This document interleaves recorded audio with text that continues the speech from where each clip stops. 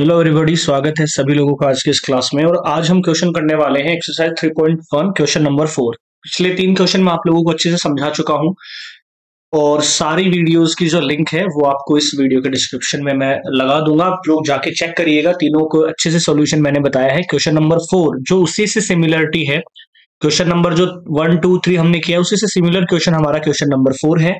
देखिए क्या हमारा क्वेश्चन नंबर 4 कह रहा है, ध्यान से समझिएगा इसको। Which of the following pair of linear equations are consistent या फिर inconsistent? If consistent, obtain the solution graphically. Graph बनाना सबको अच्छे से आता होगा। एक स्पेशल क्लास में ग्राफ की लेकर आऊंगा जिसमें आपको ग्राफ बनाना सिखाऊंगा अच्छे से। बट पहले हम ये समझ लेते हैं कि consistent है या inconsistent है, ये कैसे पता लगाएंगे। अब देखिए ध्यान दीजिएगा, कंडीशन मैंने टेबल पहले भी पोस्ट करी हुई है, मैं आज फिर से वो टेबल पोस्ट कर दूंगा इस क्लास के बाद में। तो आप जाकर कम्युनिटी सेक्शन में देखा करें जितनी भी चीजें मैं बताता हूँ। आपका अगर कोई भी डाउट होता है तो कमेंट करके जरूर बताएं। देखिए पहला सवाल मैं ले लेता हूं यहां से। पहला सवाल हमारे पास क्या है, सवाल है हमारे पास x प्लस वाई बराबर 5। ये हमारे पास एक इक्वेशन है। दूसरी इक्वेशन हमारे पास है 2x प्लस 2y बराबर 10। अब यहां पर मैं कंपेयर कर लेता हूं। देखिए यहां पर a1 हमारे पास क्या है, जो x का कोफिशिएंट होता है वो a1 होता है। a2 होता है जो सेकंड जो इक्वेशन होती है वहां x का कोफिशिएंट, ठीक है भाई। b1 हमारे पास क्या है, y का कोफिशिएंट, और b2 सेकंड में y का कोफिशिएंट। c1 है 5 और c2 हमारे पास है 10। अब इनका रेशियो को चेक कर लीजिए, a1 अपॉन a2 बराबर b1 अपॉन b2 बराबर c1 अपॉन c2। इसको चेक करो आप, 1/2 हमारे पास आ रहा है, ये भी 1/2 आ रहा है, ये 5/10 आ रहा है, मतलब कि 1/2। कहने का मतलब है कि ये सेटिस्फाई हो रहा है कि तीनों रेशियो आपस में बराबर है। इसका मतलब ये क्या है, कोइंसिडेंट है, ठीक है। ये कौन सी लाइन आएगा यहाँ पर, कोइंसिडेंट लाइन आएगा, ठीक है। कोइंसिडेंट लाइंस है। और इसका क्या मतलब होता है, इसका ये भी मतलब होता है कि इसके जो सॉल्यूशन होंगे ना वो कितने होंगे, इनफाइनाइटली मैनी सॉल्यूशंस। ये सारी चीजें याद रखनी है। यहां से एक सवाल डेफिनेटली आपकी 1 मार्क्स का भी आता है और वैसे भी आता है, ठीक है। इतना समझ में आया। अब यहां पर हमें ये बताना है कि कंसिस्टेंट है इनकंसिस्टेंट। तो याद रखना सिर्फ ये एक ही ऐसा केस है जहां पर लाइन कंसिस्टेंट होंगी, किसमें, जब तीनों का जो रेशियो होता है ना वो इक्वल आ जाता है। तो यहां से मैं कह सकता हूं कि ये जो पेयर ऑफ लाइन है ये क्या है, कंसिस्टेंट है, ठीक है, कंसिस्टेंट है। समझने का प्रयास करेंगे। ये हमारा पहला सवाल था। इसके अंदर दूसरा सवाल मैं आपको समझाता हूं, बाकी सवाल आप लोग खुद कर सकते हैं। देखिए x माइनस वाई बराबर 8 दे रखा है, यहां से है 3x माइनस 3y बराबर 16।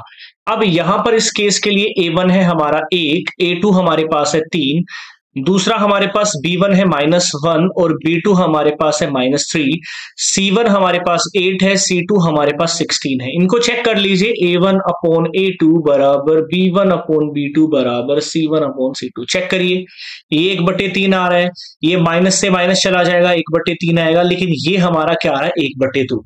मतलब यहां पर मैं कह सकता हूं कि क्या हमारे पास है, a1 upon a2 is equal to है b1 upon b2 but is not equal to c1 upon c2। तो इस केस में हमारे पास ये कौन सी लाइन होंगी, ये सीधी सी बात है पैरेलल लाइंस होंगी, ठीक है, पैरेलल लाइंस। ध्यान रखना है केस, मैंने टेबल भी अच्छे से पोस्ट करी हुई है। और यहां पर हमारे पास क्या होगा, नो सॉल्यूशन आएगा जब भी पैरेलल लाइन की बात आती है। इसका कोई सॉल्यूशन नहीं निकलेगा पैरेलल लाइन के केस में। और इसी के केस में ये हमारी जो लाइन होती है ना, कैसी होगी, इनकंसिस्टेंट लाइंस होंगी। समझ रहे हो मेरी बात, इनकंसिस्टेंट लाइंस होंगी। तीसरा एक और केस आता है, जिस केस में क्या बनता है, मैं यहीं से वो केस भी समझा देता हूं। अगर हमारा a1 upon a2 is not equal to आता है b1 upon b2 is not equal to c1 upon c2, अगर तीनों ही रेशियो बराबर नहीं है, इक्वल नहीं है, तो उस केस में वो लाइंस क्या होंगी, इंटरसेक्टिंग लाइंस, ठीक है, इंटरसेक्टिंग लाइंस जो किसी एक पॉइंट पर इंटरसेक्ट करेंगी और उनका यूनिक सॉल्यूशन होगा, ठीक है, उनका क्या होगा, यूनिक सॉल्यूशन होगा। ये टेबल में पोस्ट कर दूंगा, आप इसको जरूर पढ़िएगा क्योंकि इस पूरी एक्सरसाइज में यही टेबल से घुमा फिरा के सवाल आप लोगों से पूछे जाते हैं। तो ये तो हमारा होगा क्वेश्चन नंबर 4, और सिर्फ पहला ही हमारा जिसमें कंसिस्टेंट है उसी का ग्राफ बनाना है। मतलब ये पहले वाले का ग्राफ आपको बताना है।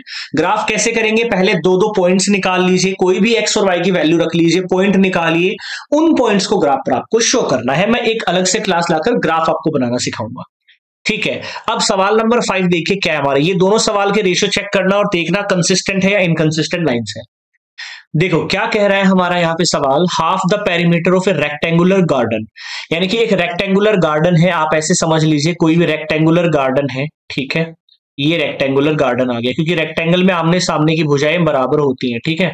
अब ये क्या बोल रहा है कि हाफ द पेरीमीटर, इसका half, whose length is 4 metre more than its width is 36 metre.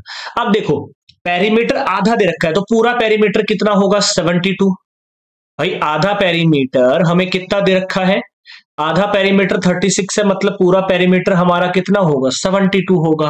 अब आगे हमसे क्या बोल रहा है, whose length is 4 metre more than its width. अब मैं मान लेता हूं कि मान लो इसकी जो लेंथ है, ठीक है, लेंथ है y है और विड्थ हमारे पास x है, ये हमारे पास लेंथ इसकी मान लेता हूं, ठीक है।